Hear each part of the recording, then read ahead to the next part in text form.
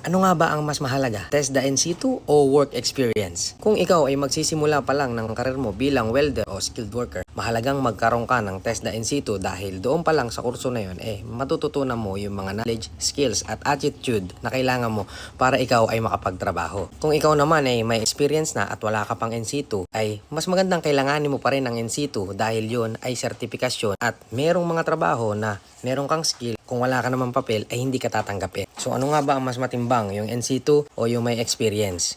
Kung sa basehan ng employer kung papuntang Australia ay ang mas matimbang ay ang work experience. Ngunit meron tong mga kaukulang mga COE at mga attachments na kailangan para mapatunayan mo na ikaw ay may experience. At kinakailangan ang in situ certificate sa pag-apply doon para sa iyong skills assessment.